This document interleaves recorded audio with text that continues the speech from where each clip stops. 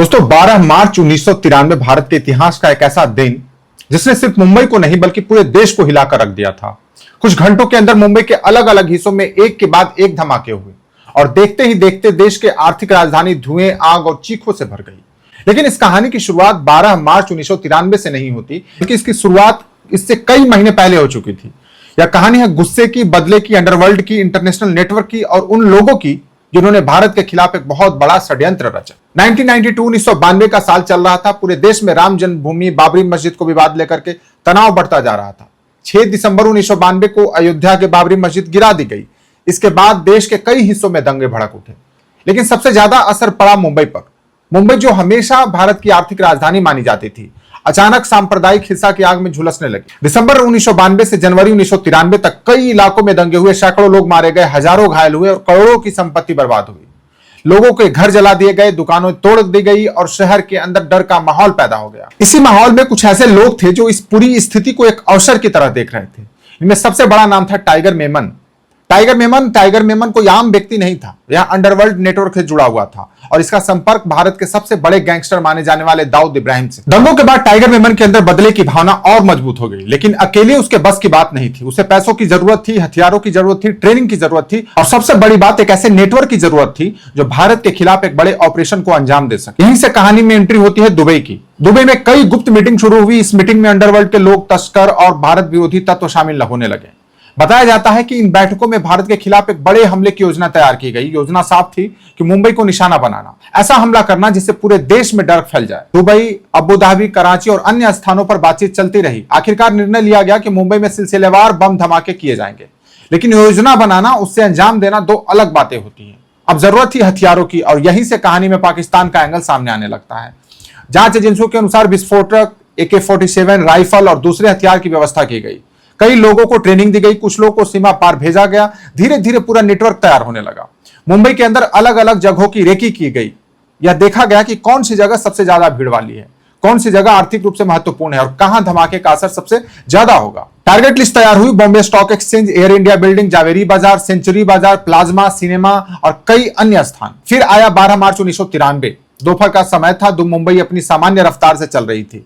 लोग ऑफिस में थे, बाजार खुले हुए थे, स्टॉक एक्सचेंज में ट्रेडिंग चल रही थी और तभी एक जोरदार धमाका हुआ बॉम्बे स्टॉक एक्सचेंज के बाहर। कुछ सेकंड के लिए किसी को समझ नहीं आया कि हुआ क्या, लेकिन फिर धुआं दिखाई दिया, टूटी हुई कारें दिखाई दी, घायल लोग दिखाई दिए और फिर एक और धमाका, फिर एक और फिर एक और। लगभग 2 घंटे के अंदर मुंबई के अलग अलग हिस्सों में लगातार धमाके होते गए। पूरा शहर दहशत में आ गया। उस दिन 250 से ज्यादा लोगों की जान चली गई, सैकड़ों लोग घायल हुए, करोड़ों रुपए का नुकसान हुआ। लेकिन सिर्फ इमारतें नहीं टूटी थी, लोगों का भरोसा भी टूट गया था। यह भारत का पहला बड़े पैमाने का सीरियल बॉम्ब ब्लास्ट अटैक था। पूरे देश में हड़कंप मच गया। सरकार, पुलिस, खुफिया एजेंसी सभी एक्टिव हो गई। अब सवाल था, इसके पीछे कौन है। मुंबई पुलिस ने तुरंत जांच शुरू की। शुरू में किसी को स्पष्ट जानकारी नहीं थी कि आखिर इस हमले के पीछे कौन लोग हैं, लेकिन कई बार बड़ी साजिश छोटी छोटी गलतियों की वजह से पकड़ी जाती है और ऐसा ही यहां हुआ। एक वाहन की जांच के दौरान पुलिस को हथियार और विस्फोटक सामग्री मिली। वहां से कुछ महत्वपूर्ण सुराग मिले। धीरे धीरे जांच एक नाम तक पहुंचने लगी, मेमन परिवार, याकूब मेमन, टाइगर मेमन। जब पुलिस ने संबंधित पते पर छापा मारा तो वहां ऐसी चीजें मिली जिन्होंने आप जांच की दिशा ही बदल दी। कई कमरों में विस्फोटक सामग्री बरामद हुई। कुछ दस्तावेज मिले, कुछ ऐसे सबूत मिले जिन्होंने यह संकेत दिया कि यह कोई साधारण परिवार नहीं था। अब जांच और गहराई में जाने लगी। याकूब मेमन का नाम सामने आने लगा।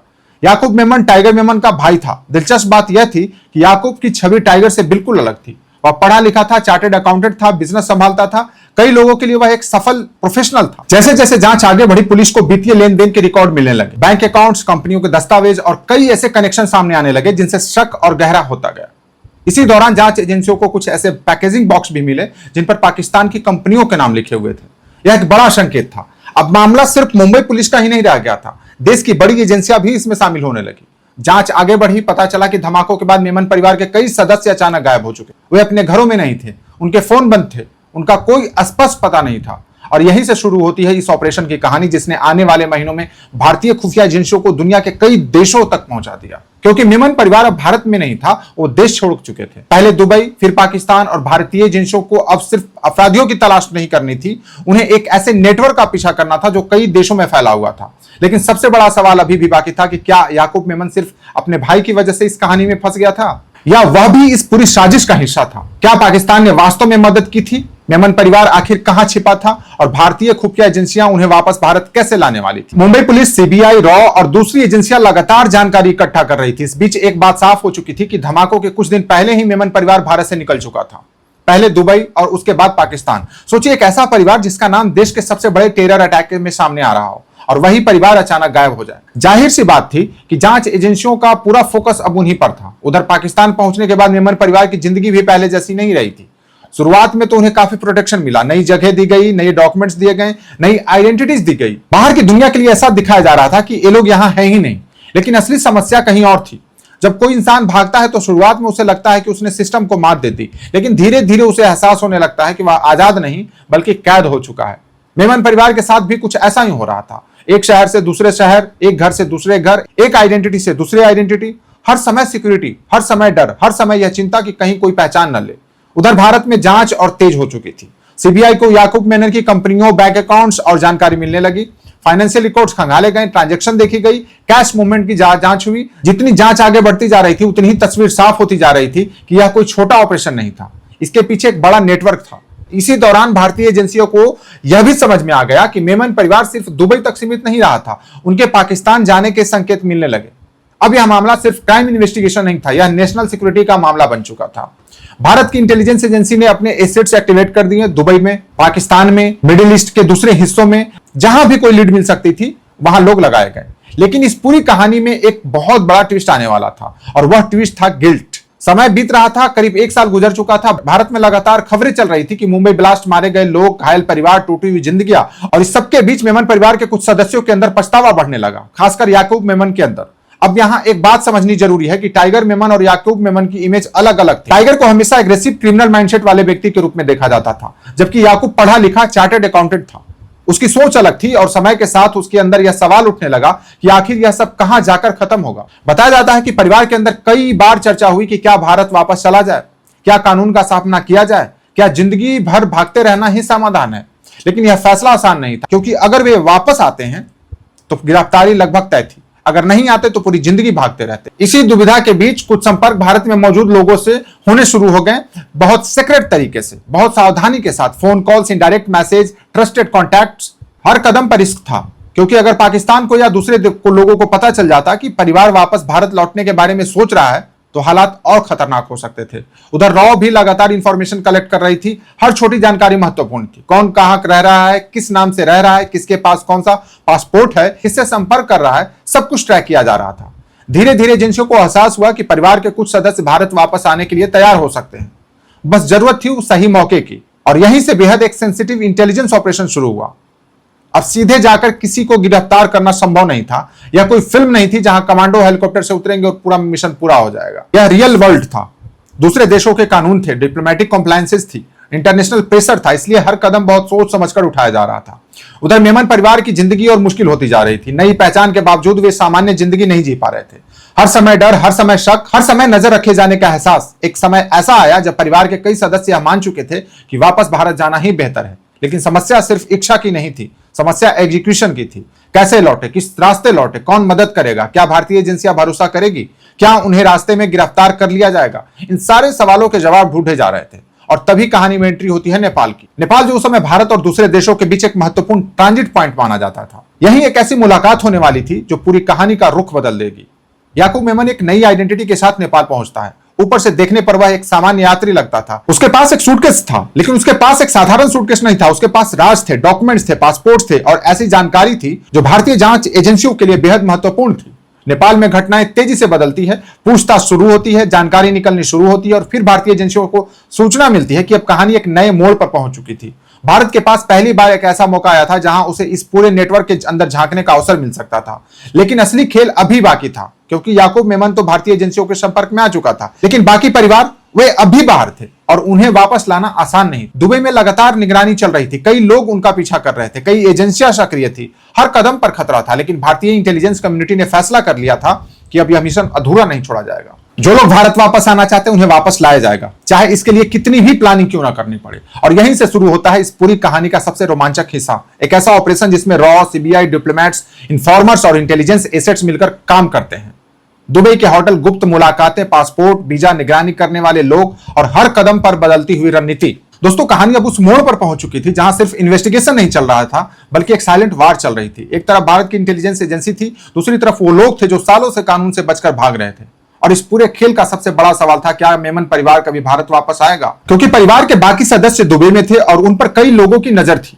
याद रखिए यह 1994 का दौर था। आज की तरह एडवांस सर्विलांस सिस्टम नहीं थे, व्हाट्सएप नहीं था, जीपीएस ट्रैकिंग नहीं थी, लेकिन इसके बावजूद इंटेलिजेंस ऑपरेशन चल रहे थे। और उस समय ह्यूमन सोर्स ही सबसे बड़ी ताकत हुआ करते थे और यहीं से शुरू होता है ऑपरेशन का सबसे रोमांचक हिस्सा। दुबई में मौजूद भारतीय एसेट्स लगातार मेमन परिवार की गतिविधियों पर नजर रख रहे थे। दूसरी तरफ कुछ लोग ऐसे भी थे जो नहीं चाहते थे कि यह परिवार भारत वापस आए, क्योंकि अगर परिवार वापस आता है तो कई ऐसे राज सामने आ सकते थे जो बहुत लोगों को मुश्किल में डाल सकते थे। इसलिए हर मीटिंग, हर फोन कॉल्स, हर मूवमेंट बेहद सेंसिटिव हो चुकी थी।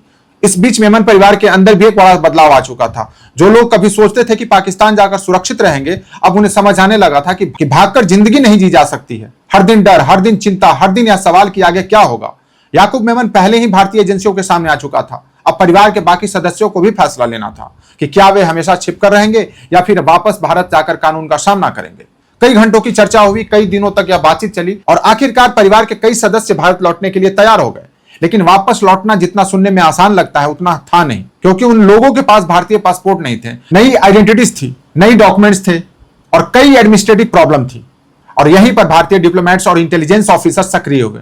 दुबई में मौजूद भारतीय अधिकारियों को जानकारी दी गई, योजना बनाई गई और किस तरह इस पूरे परिवार को सुरक्षित तरीके से भारत लाया जाए। लेकिन तभी एक नई समस्या सामने आ गई। परिवार की एक सदस्य का पासपोर्ट एम्बेसी में जमा था, क्योंकि हाल ही में परिवार में एक बच्ची का जन्म हुआ था और पासपोर्ट रिकॉर्ड्स अपडेट किए जा रहे थे। अब पूरा ऑपरेशन उस एक डॉक्यूमेंट की वजह से रुक सकता था। लेकिन इंटेलिजेंस ऑपरेशन में सबसे महत्वपूर्ण चीज होती है एडेप्टेबिलिटी। स्थिति बदली, योजना बदली, नई स्ट्रैटेजी बनाई गई। भारतीय अधिकारियों ने तेजी से काम शुरू किया, डिप्लोमेटिक चैनल एक्टिवेट किए गए, इमरजेंसी डॉक्यूमेंट्स तैयार हुई और धीरे धीरे रास्ता साफ होने लगा। लेकिन खतरा अभी भी खत्म नहीं हुआ था, क्योंकि दुबई में कुछ लोग लगातार इस परिवार की गतिविधियों पर नजर रख रहे थे। ऐसा महसूस हो रहा था कि जैसे हर कदम मॉनिटर किया जा रहा है।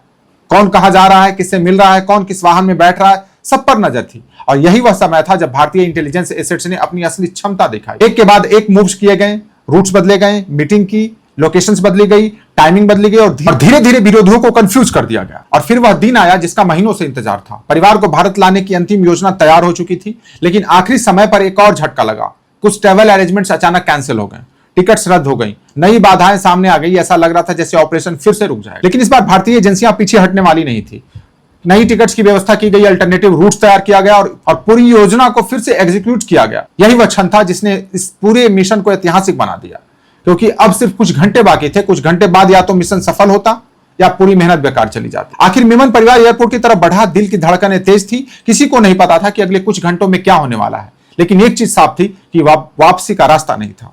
वर्षों तक भागने के बाद यह परिवार अपने अतीत का सामना करने जा रहा था। जब फ्लाइट भारत के लिए रवाना हुई, तब शायद पहली बार कई लोगों को राहत की सांस ली, क्योंकि ऐसा ऑपरेशन जो महीनों से चल रहा था अब अपने अंतिम चरण में था। भारत पहुंचने के बाद जांच का नया दौर शुरू हुआ। सीबीआई, इन्वेस्टिगेटर्स और सिक्योरिटी एजेंसी ने लंबी पूछताछ की। डॉक्यूमेंट्स जांचे गए, फाइनेंशियल रिकॉर्ड्स देखे गए, स्टेटमेंट्स रिकॉर्ड किए गए और धीरे धीरे 1993 मुंबई ब्लास्ट की पूरी तस्वीर सामने आने लगी।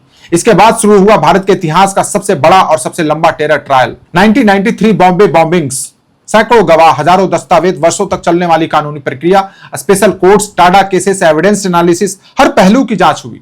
देश की निगाहें इस केस पर टिकी हुई थी। इस दौरान कई आरोपियों को सजा मिली, कुछ फरार रहे, कुछ पकड़े गए, लेकिन एक नाम लगातार चर्चा में रहा, याकूब मेमन। वर्षों तक अदालतों में बहस चली। याकूब मेमन की भूमिका को लेकर के अलग अलग राय सामने आई। कुछ लोगों का कहना था कि उसने जांच में सहयोग किया, दूसरों का कहना था कि वह साजिश का महत्वपूर्ण हिस्सा था। लेकिन आखिरकार भारतीय न्याय व्यवस्था ने अपना फैसला सुनाया। याकूब मेमन को दोषी ठहराया गया और उसे मौत की सजा दी गई। 30 जुलाई 2015 यह वह तारीख थी जब लगभग 22 साल पहले शुरू हुई कहानी अब अपने चर्चित अध्याय तक पहुंची। याकूब मेमन को फांसी दी गई। इस फैसले पर देश में बहस हुई। कई लोग समर्थन में थे, कई लोग विरोध में थे, लेकिन एक बात पर सहमत थे कि 1993 मुंबई ब्लास्ट भारत के इतिहास के सबसे दर्दनाक आतंकी हमलों में से एक था। 257 निर्दोष लोग मारे गए थे, सैकड़ों लोग घायल हुए थे, हजारों परिवार प्रभावित हुए थे और उनकी जिंदगी हमेशा के लिए बदल गई थी। लेकिन इस कहानी का सबसे बड़ा सबक क्या है? सबक यह है कि आतंकवाद सिर्फ इमारतों को नहीं तोड़ता, यह परिवारों को तोड़ता है, यह समाज को बांटता है, यह आने वाली पीढ़ियों को प्रभावित करता है। और दूसरा सबक यह है कि इंटेलिजेंस वर्क अक्सर फिल्मों जैसा दिखाई नहीं देता। उसमें बड़े एक्सप्लोजन नहीं होते, उसमें हीरोइक बैकग्राउंड म्यूजिक नहीं होती, वह महीनों और सालों तक चलने वाला धैर्य, प्लानिंग, सोर्सेस एनालिसिस और रिस्क का खेल होता है।